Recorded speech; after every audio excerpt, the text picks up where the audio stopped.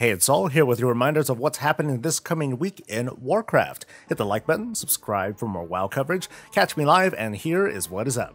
Time Walking returns without the experience boost, and it features Cataclysm dungeons. Strap on your Time Walking murder sets and go nuts. According to the Dungeon Journal, the gear that drops from Time Walking itself is item level 385, which doesn't sound right considering the new upgrade system in patch 10.1.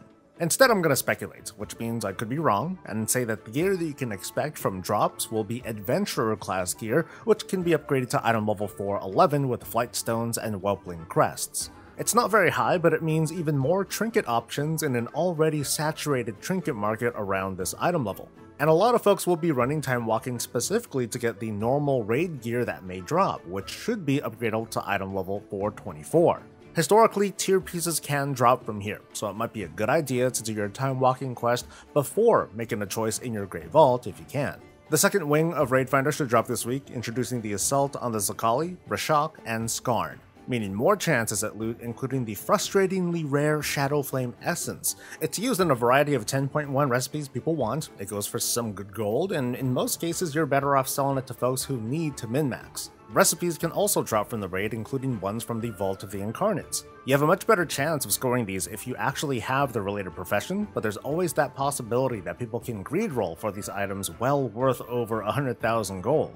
And of course there's tier pieces. The new bosses in this wing will drop the leg and chest tier tokens, which makes for 3 tier tokens to roll for, including the gloves that are available for Raid Finder. Deep 6 is the brawl where teams of 4 duke it out on modified maps while the other 2 on your team AFK. I'm just kind of throwing it out there, Blizz, I think a new brawl is in order. There's a special Diablo 4 crossover event starting this week to celebrate the game's launch on June 2nd, and if it gets you to buy the game itself, hey, I guess that's nice too. The event is likely to be similar to the Diablo 3 crossover event, which reminds me of how old WoW is, and it's basically to find and kill treasure goblins who are likely to be wandering all over the Dragon Isles. The cosmetic rewards we get look pretty cool. Here they are, courtesy of data mining from the Wowhead team. There are some mace variants, a cloak variant that's actually a big old sack of loot, a demonic goat pet, a buff that is likely to work in only outdoor content, and probably the grand prize, a 36-slot bag, making it WoW's biggest one yet. It's been pointed out that there may be also a return of the secret cow level, just like during the Diablo 3 event, which will give a chance to slay a bunch of cows for more cosmetics and toys. So it's a fun thing that'll go on for the next few weeks that's easy to jump into, lots of bonus experience and reputation, should be fun. Over in Mythic Plus World, I'm just gonna throw it out there and say that maybe the WoW team won't release the full rotation in advance. We're wrapping up our first fortified week with entangling and bolstering, and I've gotta say, entangling is pretty easy to handle, at least on its own. Even the likes of that second boss in Oldman where you need to snap your vine while standing close to that totem, it's not the end of the world. I didn't see widespread reports of bugs, although I did get one. During Halls of Infusion's last boss, where you're pulled to those separate sides, an entangling happened during the flyback, and I ended up stunned. It's not a huge deal, but it's still a bug.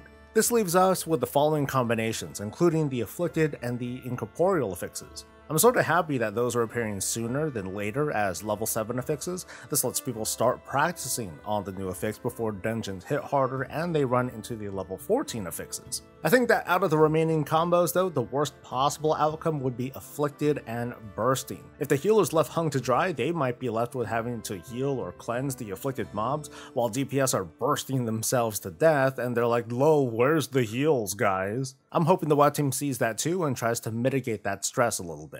The season is in full swing with this week full of events and with any luck, another 10.1.5 build. I haven't been covering much of it lately, so I'll be playing catch up.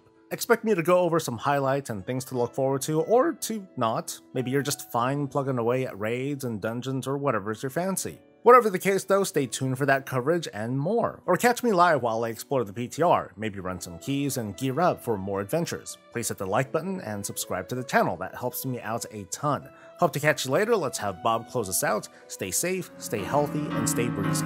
So the day has come, it's 10.1, are you prepared, friend?